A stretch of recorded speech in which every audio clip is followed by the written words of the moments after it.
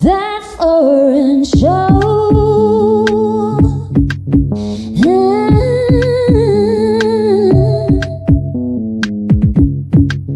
We'll be seeing you on that foreign show. We'll be seeing you. We'll be seeing you every Friday here at TFS. That foreign show.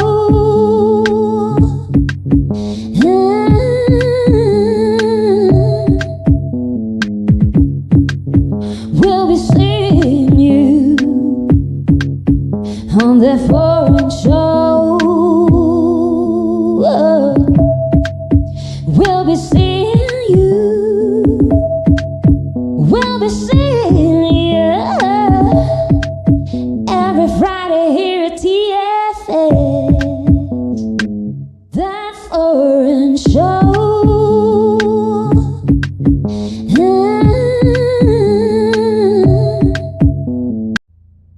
Entrando por tus oídos hasta llegar al centro de tus emociones, ADR Networks está en este momento activando tus sentidos.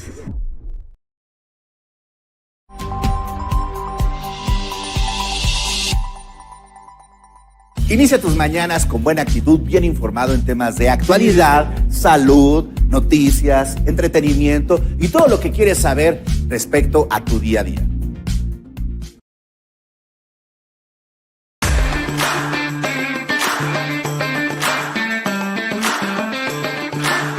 ADR Networks, activando tus sentidos. Hola, yo soy Filiberto Romo.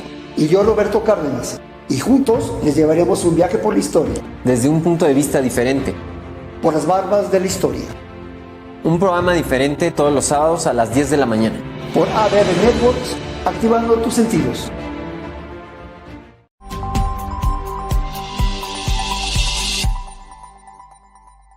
Hola a todos, yo soy Rosalinda García, la morfopsicóloga número 1 de México. Quiero invitarlos a ver este nuevo programa, Rostros Desnudos, un programa en el que conocerás la personalidad, la psique, el corazón, el amor, todo lo que les interesa saber sobre la personalidad. Así que no se lo pierdan todos los viernes a las 12 de la tarde por ADR Networks, activando tus sentidos.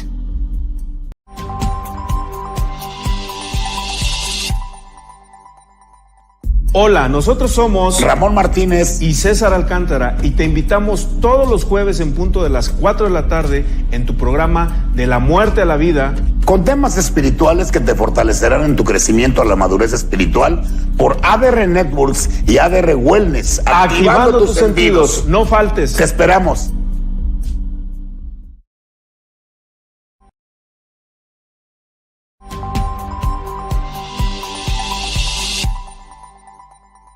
Hola, soy Jonathan Tonatiu y te atrapo los martes a las 4 de la tarde aquí para conocer el mundo del teatro. Vamos a viajar por noticias, estrenos, información y muchas cortesías. ¿Sabes en dónde? En ADR Networks, activando tus sentidos. That foreign show.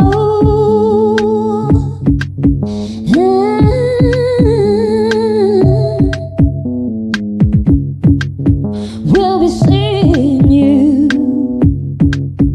on that foreign show. We'll be seeing you. We'll be seeing you every Friday here at TFS. That foreign show.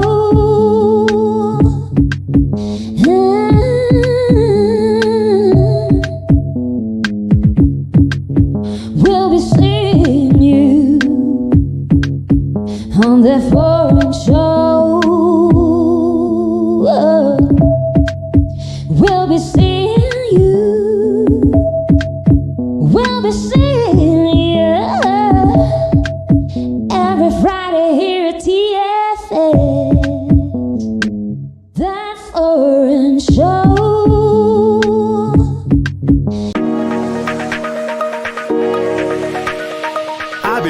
Networks presenta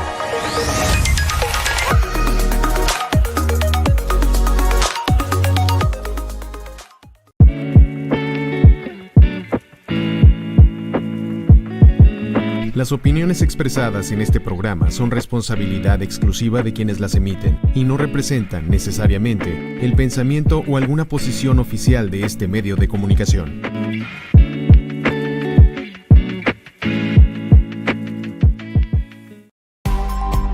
ADR Networks presenta. This is Celestine Angel.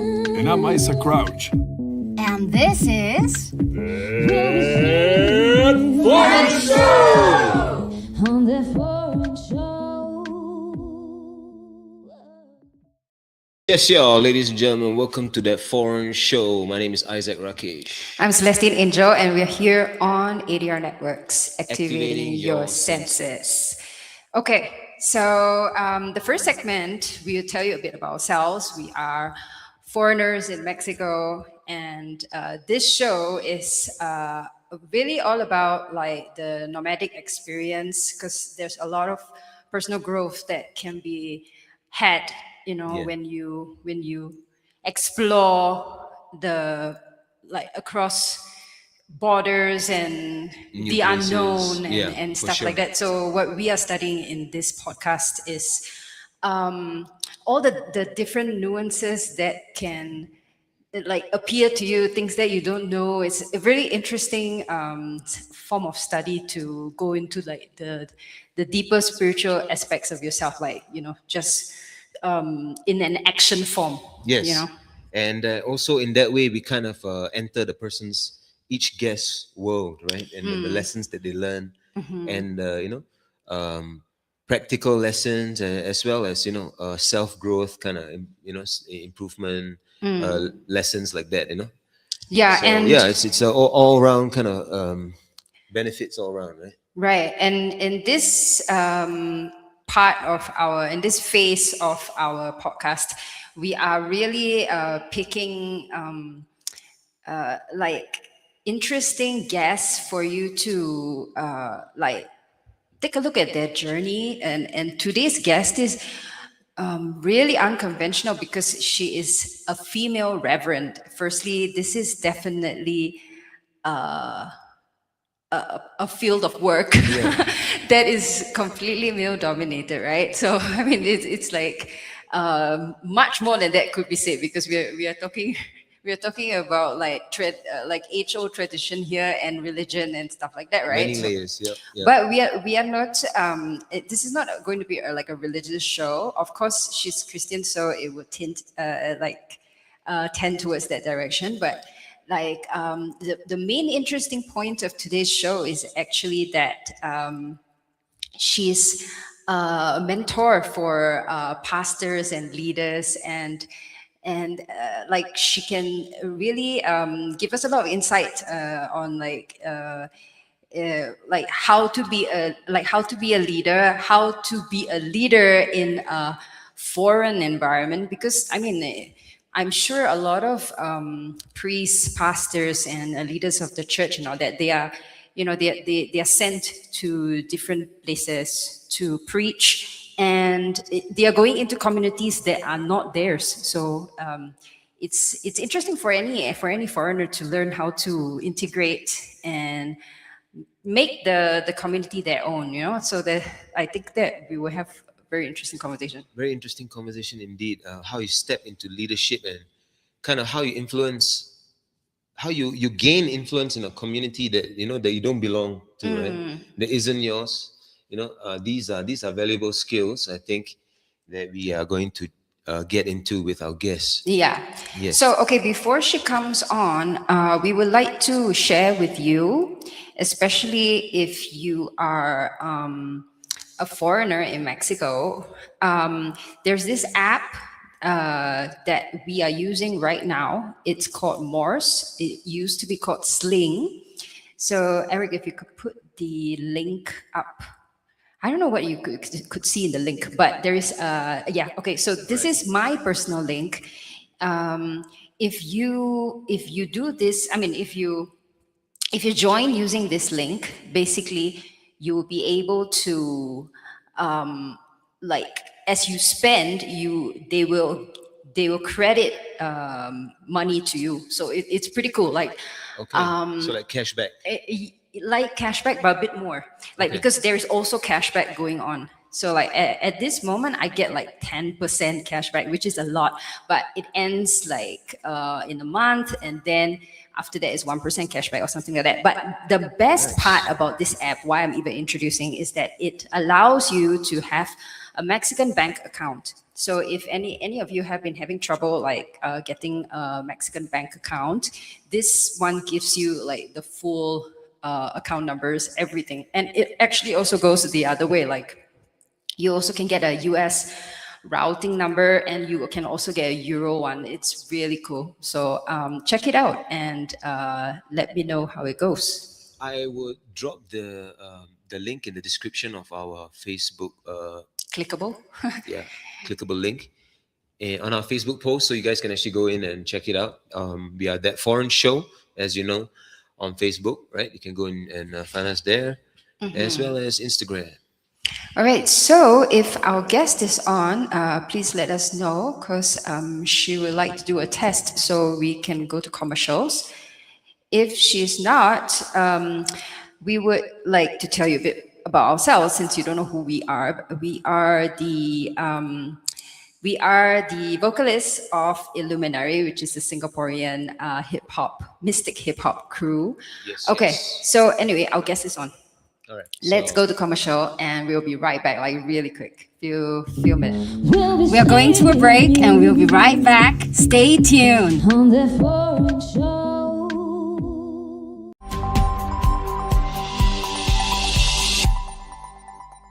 Hola, yo soy Alicia Rábago y te invito a que todos los viernes a las 9 de la mañana no te pierdas Acompañándonos. Es un programa que tiene temas de salud, de educación, de bienestar, de crecimiento personal, de estar y compartir.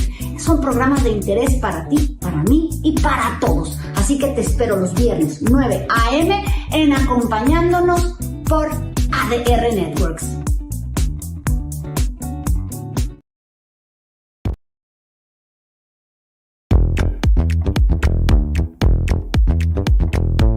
¿Listo para llevar tu marca al siguiente nivel?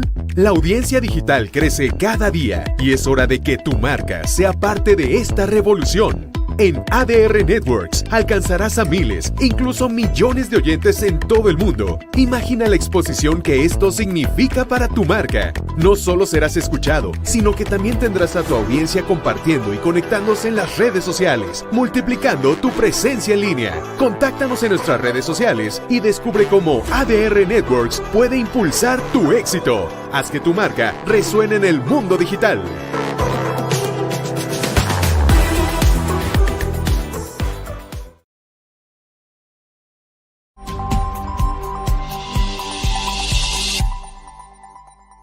Hola, soy Luis Flores. Te espero todos los viernes en punto de las 9 de la noche, tiempo del Centro de México, en mi programa Momentos de Espiritualidad, donde platicaremos sobre temas como ángeles, sanaciones, seres de luz y demás temas tan interesantes. ¿En dónde? En ADR Wellness, activando tus sentidos y tu espíritu. Hey guys, we're back at TFS, and thank you for staying with us. On the Foreign Show. All right, guys, we are back. Hello. We are back. Do we have our guest? And we are talking today with Dr. Rachel Rajagopal. Reverend, welcome to the show. Thank you, Isaac and Celestine. It's so wonderful to be with you guys today. Thank Nice you. to hear from you. You can hear us fine, and we can, on our side, we Yes. can also hear you. Yes, I Be can fine, hear you so- fine. Yes. Perfect. All right. So let's jump right in. Can we Yes. get some background, like about you? Like, so we've told people you're from Singapore. That's right. I'm from Singapore, very much from Singapore. And that you are Reverend and a doctor. So that's all we've given them. The rest is up to you. Yeah. Right. Yeah. So just a little bit about me. And then, of course, you can probe further if you like. Basically, I am from Singapore, and I come from a Indian family. Kind of, I love I love that our family has got different people from different nations and ethnicities. So that's kind of cool. And I've been away from Singapore for about, I would say, 20, about 20 years, maybe 15, 20 years. I can't even recall. But I've been traveling and living in other nations. And right now I'm in Mexico. I'm a global missionary and also a certified life and leadership coach with the ICF, which is the International Coaching Federation. I have three younger sisters. Mom is still alive. Dad has passed on, and I have nieces and nephew and one nephew. Yeah. So. Okay. And they are all back in Singapore? Well, no. My sister and her family are in Switzerland, and I have a couple of other sisters in Singapore, and so my nieces are like everywhere else. Yeah. So. All over the globe, basically, right? Yes, that's right. I mean, it's nice, to have people around the globe. Yeah. So you really feel like a global citizen, right? Like. Yeah, I do. And I have been traveling for a long time. So just love being in all the other nations that God has given me the privilege to live in and to serve. So it's always so interesting to get to know people from different cultures. And yeah. Indeed, yes. Yes, it is. And as you know, Singapore is a multicultural society, multilingual, multicultural. So it's as if like I've got good training growing up, and then you are thrust into the world situation, and now you have to learn about other cultures. So I like the fact that that I have been allowed the privilege of being born in Singapore and then learning to live with different ethnicities and cultures.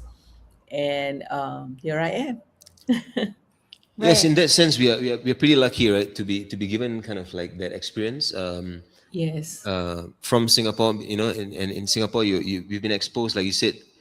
It's just such a big part of our culture that it's like things moving in, and out, right? Yeah, like we have to be very adaptable. Right? Like That's we have right. to understand different accents. Exactly. Like we have so many foreigners coming through, and everyone's speaking their own brand of English. Yes, that's right. Yeah. Yes. And also, I like the fact that, well, particularly, I suppose you guys can probably relate to this. One of the spirit that we have, I call it the Singapore spirit, which is we have this can-do attitude. Anything also can lah, So Yeah, we like that. Yeah. yeah. So I just watched this video about like the Singlish can. yes, Everything can. everything can, So right? it's really funny. Yeah.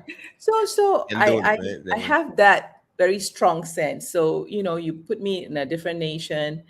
It might look difficult at first, but there'll be a way, and you just have to try and adapt yourself to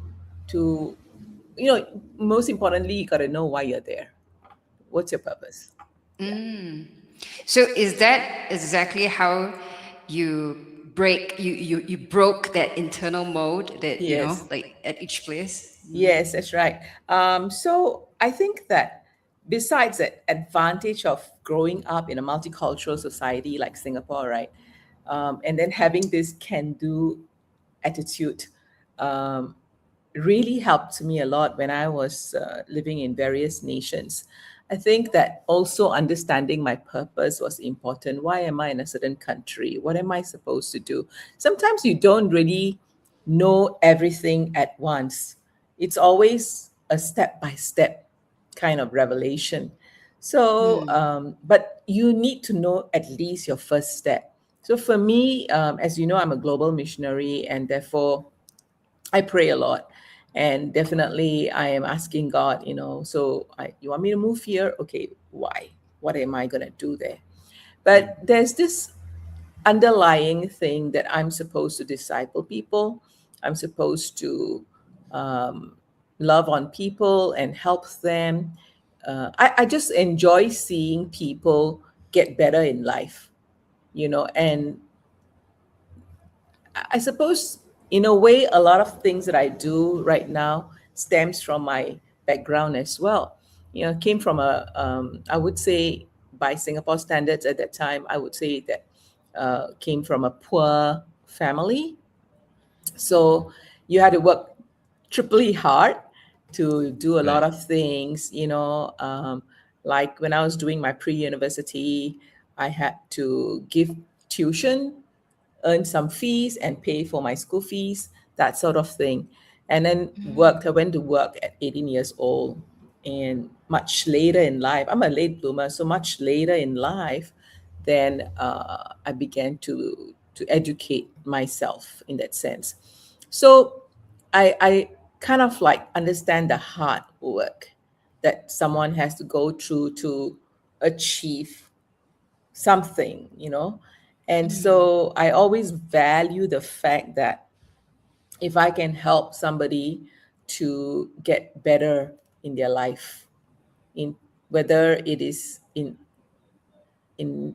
well, I would say right now because of what I'm doing in their spiritual state. Yeah. So, just be a better person, a better citizen of the country. So that sort of thing motivates me a lot. Yeah. Right. I'm curious, has the church or spirituality and this process always been a part of your life, Yeah. or how did that actually? Okay, that's a cool question. Actually, I come from a Hindu family, and so Hindu background. And thank God I went to a Methodist school. So, in Methodist schools, every week you have chapel, every day you have devotion, like you open with prayer. So I was pretty influenced by that. And I think it was probably when I was 13 years old during a chapel service, I accepted Christ as my savior. But I didn't have any form of discipleship, so I didn't quite understand what I was getting myself into. Many years later, I went to church and I had a discipler. He's a Singaporean, a church leader, a doctor, and basically he took time to disciple myself and 11 other people, young people, for a whole year. I mean, you see the dedication of the person investing the time and wanting a group of young Singaporeans to really live life better in Christ. See, so that really affected me and influenced me a lot. And step by step, after that, I've never been to Sunday school, just for your info. Okay. Yeah. So I after that discipleship program, God kept opening the door for me to study more. And it was first a 3 months course and a 1 year course, and then I went to Bible school. So that was how God slowly moved me. And also, you know how it is when back home in Singapore, it's like you want to do very well, get a good job, earn a lot of money, have a car, have a house. I had all those dreams too.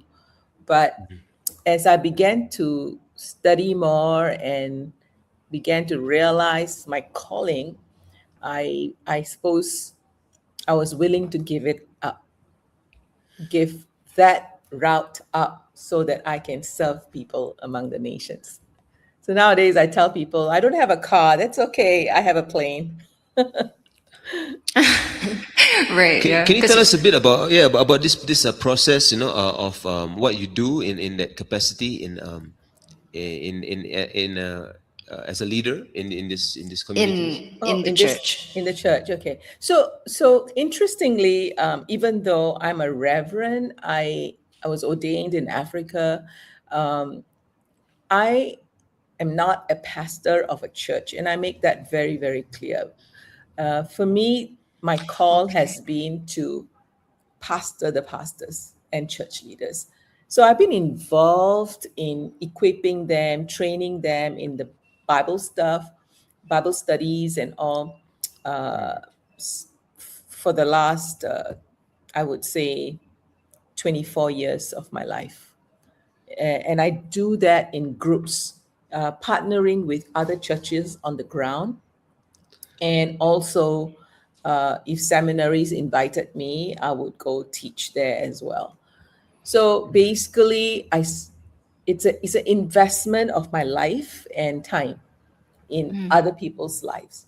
And sometimes you just go there and you do the work and you come back. But true discipleship will probably take about 2-3 years just to walk with them and help them through a program.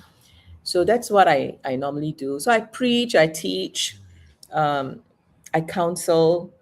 I'm also a writer. I'm an author of leadership book, which is born out of my doctoral dissertation, and I've written devotions and stuff like that. So yeah, it's like using whatever talent God has given me to the maximum. Yeah. So it seems like you have been, very plugged in and kind of, aware of your desire to serve the community, right? From a young age, Yes. And what would you say about, if we add this additional, like if you're in a new community, there's this additional layer, barrier, right, of language or culture, and how do you navigate that? Yeah, that's a great question. I had this attitude like, hey, I'm traveling into so many countries. I can't be learning all their languages, So usually I work with a translator, and it is very helpful to work with a translator because they are able to communicate better. But that's how I have been operating all around the world.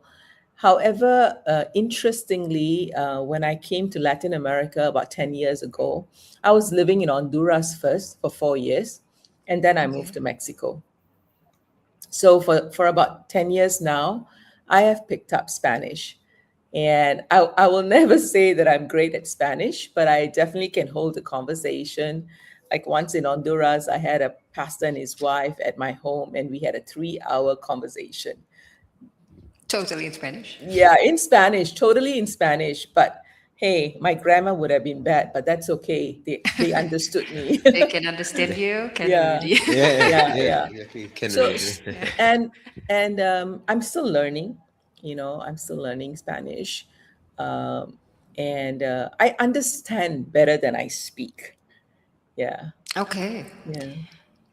So, I think it's very interesting to, firstly know, what would a pastor or leader of church would, need guidance, about, a few of the things that you might be helping them with, would be interesting for me to know. So maybe I'll give you a couple of perspectives. The one would be from Mexico perspective, how I'm involved here. So I worship at a Pentecostal church, a Foursquare church that is called Casa de Fe, which is House of Faith, Playa del Carmen. This is where I am.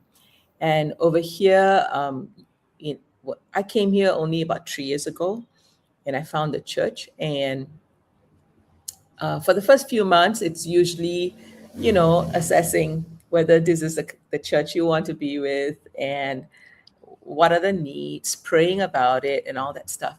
But about a few months into worshiping at the church, I was very thankful to God because my pastor, he approached me and we talked a lot about, we usually talk about giftings because one one of the most important thing any pastor of a church can do is really to use the gifting that the person has been given. Like, for example, I might be a great teacher teaching the Bible, but I'm a terrible worship leader in the sense that I can't sing to lead people. I see So the gift, yeah, like exactly. gift from God, like Holy Yeah. Spirit gifts. Okay, yeah. Yes.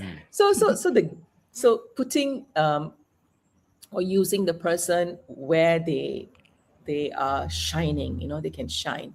That is one of the most important things a pastor can do. So I'm thankful that my pastor realized what my giftings are. Of course,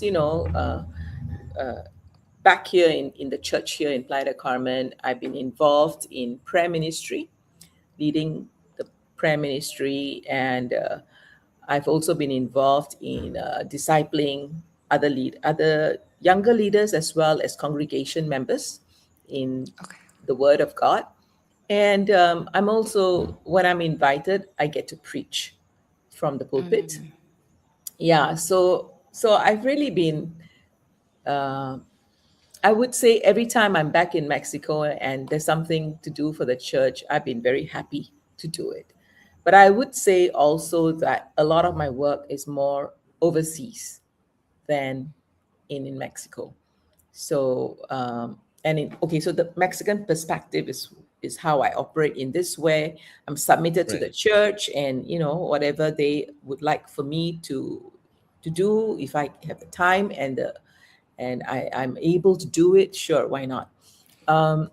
Mentoring and all that. But with the other nations, there are two ways that I work. One is going to the field itself. Like in about a month or so, I will be traveling to Africa, where I'll be teaching pastors and church leaders in a couple of African nations, and that is very set. You have a curriculum, you have a certain topic that you want to teach, and you have partners on the field who'll be mobilizing people to come, and that goes on. That's in person. I also do online teaching. So for online teaching, I would say that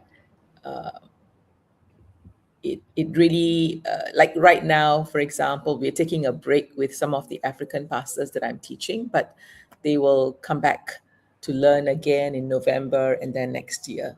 But I have a team with my ministry, which is called Faith Ablaze International Ministries.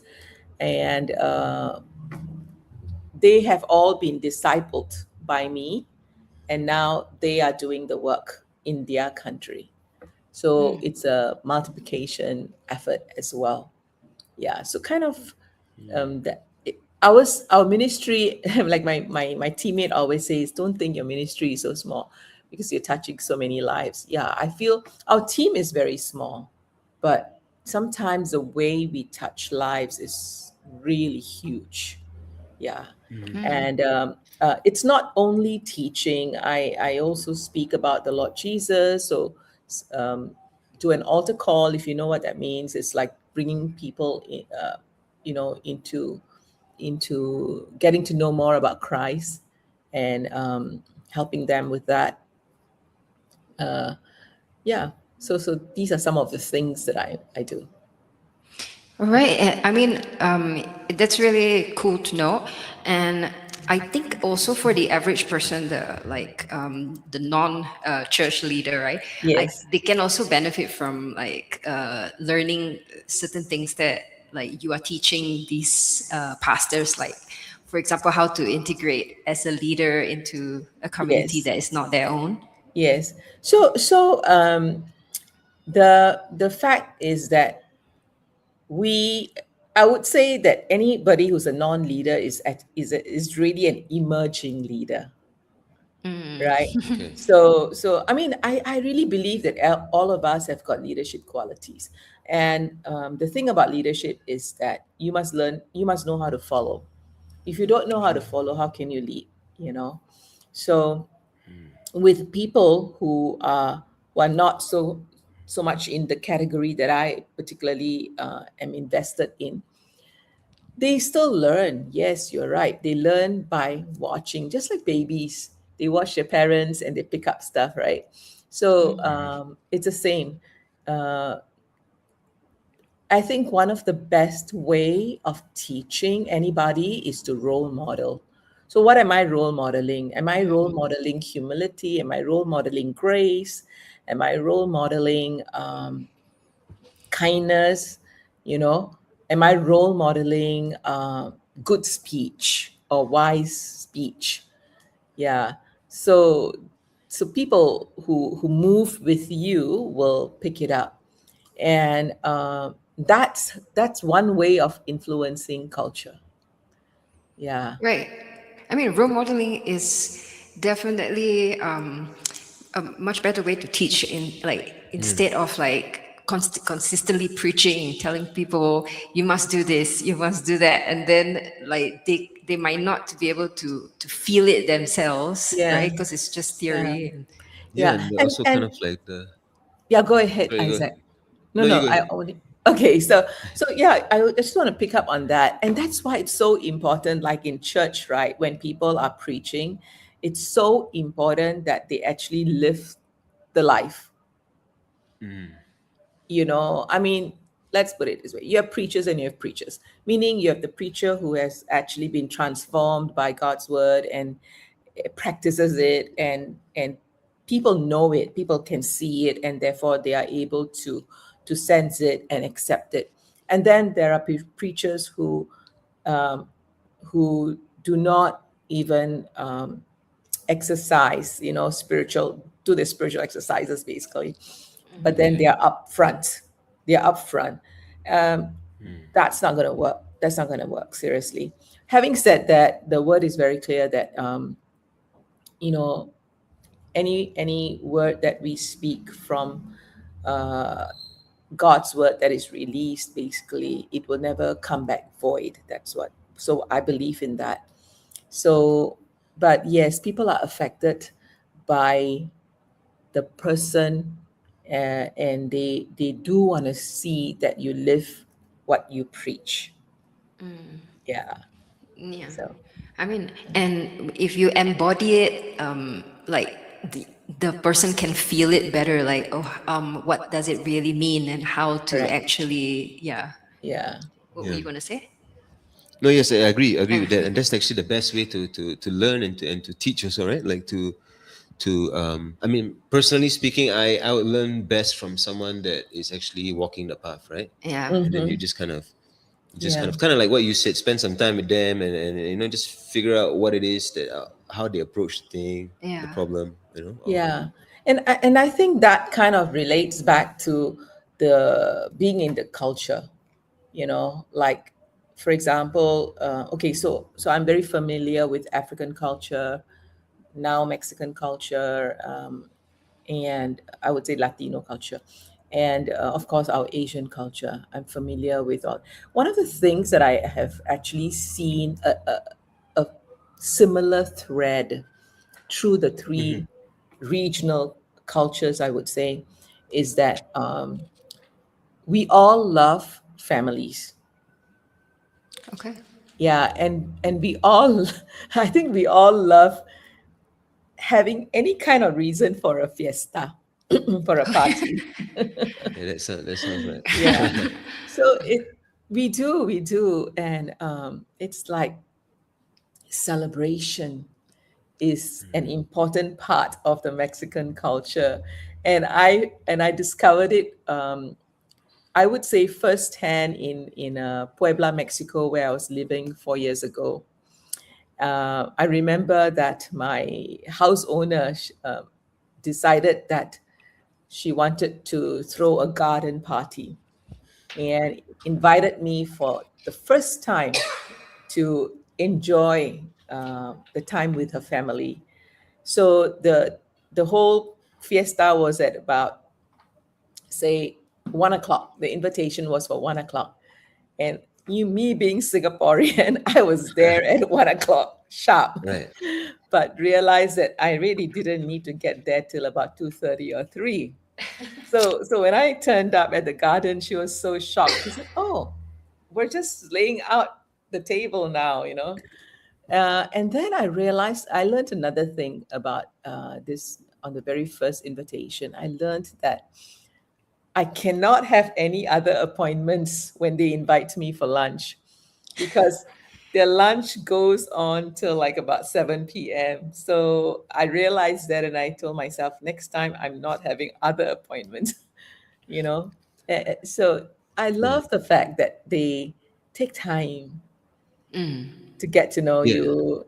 Yeah, it's so different from our Singapore culture. Yeah. It's more, I mean, both are cities, but Singapore's rush, right? Like, That's right. and feeling present is very Mexican, no? Like we learned that here. Yeah. And also I learned another thing about being here. You know, they have this thing, mi casa es su casa. The I call it the hospitality phrase. Mi casa es su casa. Right. And the fact is they really mean it. Yeah, You they know? want you to be comfortable. Yeah. Yes, they want you to be comfortable, and so I've adopted that. I mean, I enjoy hospitality very much too. So I've had friends over at my home traveling from elsewhere to come here, and I I've always think that way. Mi casa es su casa. Take whatever you want from the house. You don't have to ask my permission. You know? Yeah. What would you say about the other You find cultures? something's missing. So. Yeah, you know, exactly right. Like, what would you say about the other cultures that you mentioned? Like, okay, Singaporean and also the African culture. Right? Yeah. Do they have something like that? Mikasa is sukasa. Uh, I would say to an extent. Yeah. With African culture, they are very hospitable because they want to uh, ensure that their guests are taken care of, you know. And I remember going to a bishop's house. It's a rural area, so basically, his house was like in the farm, and it had all this leaf roofing, that you know, like kind of a tap leaf, right, roofing, and a secular type of home, and he was just building it. So I remember going to his place, and they literally put out the whole works. Like they had potatoes and fish and meat, and I was thinking to myself, wow, what did they do, you know, to put that kind of meal out? And they had to slaughter their own chicken to serve me. And I remember going to another person's house. He was a taxi driver, Kenyan taxi driver, a long time ago. Someone called Calvin, and he wanted to introduce me to his new wife, a young lady, and the baby that they had. So basically, I went into their house, and it was just like one room was everything: their kitchen, their bedroom, their dining area, and everything. So I was shocked, but they served me a chicken meal. And I was like, how can you afford that? You know? But you see, they have this heart to serve their guest to the as best as they possibly can. And that is really what Mikasa is Sukasa is about, isn't it? Yeah. Yeah, that's Yeah. true. And I think that the Latinos are so warm, so we really associate the Mikasa and Sukasa to Yes. this culture, right? Yeah, but the Yes. Africans also they sound like they have their version of it. Yes, they do. They are very warm. I remember once teaching a group of pastors and church leaders. I think it was almost like my final teaching assignment in Kenya, and I had been there for 3 years, 4 years, you know, going in to teach, and they all are very familiar with me. But I still remember in my final assignment, they surprised me, and they bought me a dress. Wow. Yeah. I was like, African what? dress. No, it wasn't an African dress. It was a modern dress. Yeah. But yes, that's another thing. When I was traveling to Tanzania or in Ghana, West Africa, some of the things that they do is they actually gift me with their cultural outfits. Mm. I remember going to a village in West Africa, and the lady sewed, literally sewed my outfit just by looking at me from afar. No Oh, measurements. And Wow. and it And it fit fits me, well. and it fit me to a T, because, in certain African cultures, you don't wear the loose, baggy type of clothes, but you wear literally fitting clothes. Oh wow, and she managed to measure it like just by looking. Wow. Yes. So you can see that Skills. there are very skillful people. very Very experienced. skillful people. Yeah. So there's so many stories to tell. Um, Even Nepalis, the people from Nepal, the people from India, they are all so hospitable. And I think that it's almost like, I would say, kindness begets kindness, right? Yeah. If you respect somebody, if you value somebody, then they're gonna see it, they will know it, and they will want to offer the best as well. Yeah. Mm. So, and that's always a better life. Yeah. So on that note, right? Yeah. Um, like linking back to like how the average person, that like our audience, Mhm. could Fit in. build genuine influence. Like I Yeah. mean, like a foreigner here in Mexico, Yeah. like Yeah. like what advice would you give? Like what would be your coaching? Yeah. What would be my coaching? Yeah, as a cross-cultural person. I think, yeah, let's make some points here. I think the first thing that came to my mind is I want to term it as confidence in clarity. I- If you're not sure as to why you have moved somewhere, if you're not sure of your purpose, you're not clear. And then if you're not clear, you're not going to be confident, right? Right. So understanding your reason for being somewhere is crucial. And sometimes people just drift in to a place and a culture, um, and kind of like they're just wandering. And that's why you need coaching, I would say, because the coach is there to help you, uh, to help you clarify what is it that you want, what is your purpose, do you even understand, do you know about that? So that's very, very important. And I Okay, that's a feel good one. that, yeah, I feel that a lot of people sort of negate that, like they kind of like, you know no, I don't need a coach, I can handle this. But I have actually realized that uh, everybody needs a coach somehow at some point. It's how long you want to spend with the coach. That is a decision Okay. that you would make. But basically, confidence and clarity. And the second thing is, when we are in the country, uh, you can only you're able to influence only if you have access. What does that mean? Yeah. If for example, if you don't open the door for me, I can't walk in. Oh, I okay. cannot influence. Like, this is a great Right. example. If you didn't invite me to be on board, there's no way I can You be can part be. of the influence, right? Yes. Okay.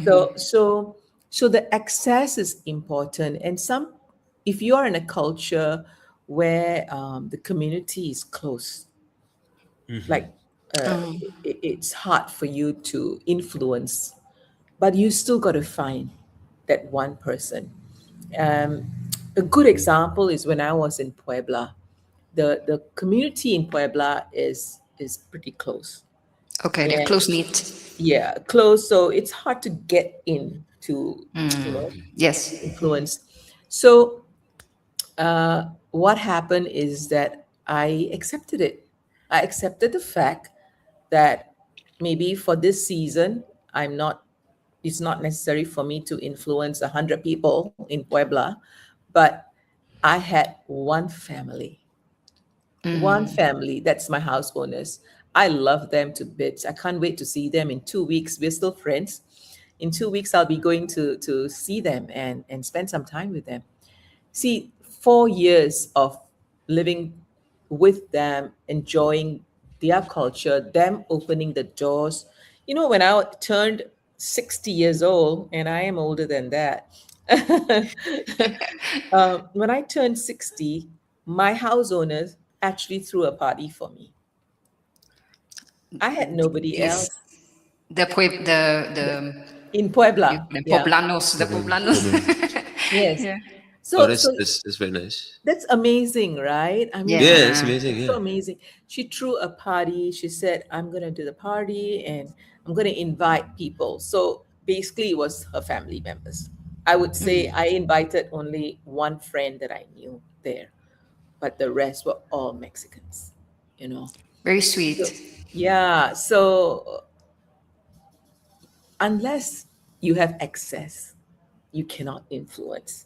And then, of course, every day waking up and having an attitude of gratitude and respecting every day. Like over here, I'm so thankful. I'm in Playa del Carmen right now. I've moved from Puebla to Playa del Carmen.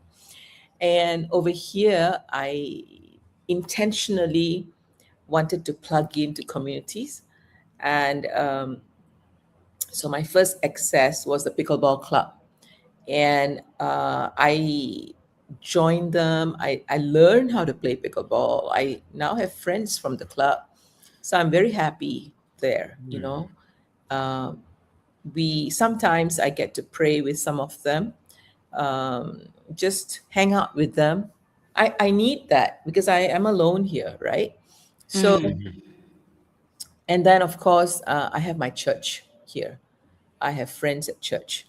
So that's the two communities that I have plugged in. And church influence would be through the services that I'm doing. And pickleball would be the friendships that are growing. Yeah. Right. So, And go ahead. do you have, would there be a third point? Yes, of course. I think that you got to love life. Every place is different. There will be frustrations. I mean, life happens, right? Yeah. But it's a question of whether you want your frustrations to rule your life, or whether you want your purpose, what God has put into your life, and for the reason and for the season that you are there in that country. I don't just look at influence. I love to look at impact. Like when I leave Mexico to another nation or to my last breath, whichever comes first, I want to, I don't need to know, but I would like to think that my life has impacted people in such a way that they are living their life better before me. Oh, that's really beautiful. Yeah, that's So yes, and that is the ultimate influence, right? yes. transformation. Yeah. Transformation. I like that word very much. Transformation. And I think that of course, in my circle, I'm dealing with mostly Christians, right? Because of what I do. But in coaching, I don't. I can deal with non-Christians. I don't push my faith to them because as a coach, I have to have Keep it neutral. I have to be very ethical about how I coach, and that's a requirement from the International Coaching Federation. So I think that in coaching, my entire view is, how can I help you get to the place that you want to get to? Right. You know? Yeah. Yeah. A bit about coaching just before we have to sign out. Yeah. Earlier you already mentioned that you think everybody needs coaching. It's just how long, right? Yes, And right. what can they expect from coaching will be something else I would like to know. I think one of the biggest thing that I've coached I've been actually unofficially coaching for 20 years, but I would say in 2023, I actually got a formal coaching certification, right? So what I've discovered in that whole process is that a lot of people are confused and they need clarity. That's a big, big thing.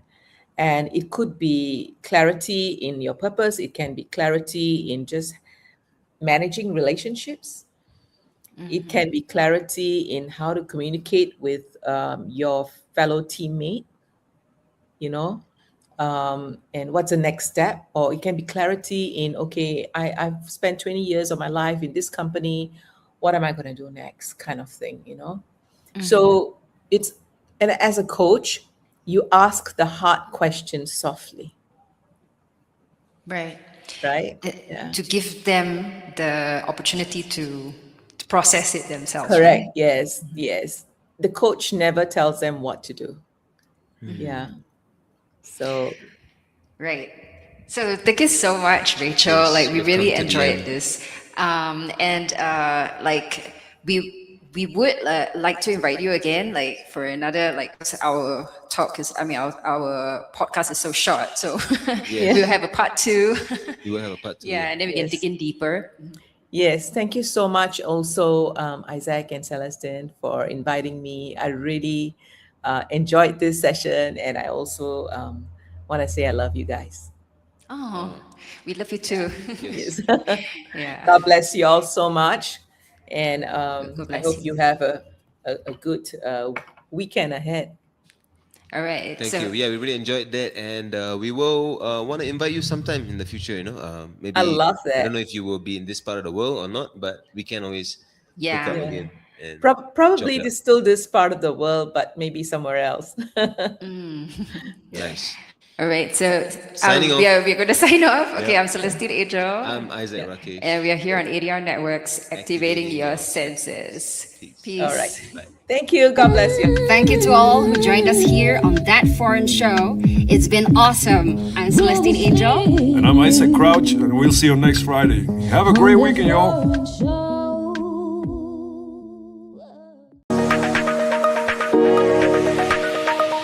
ADR Networks presentó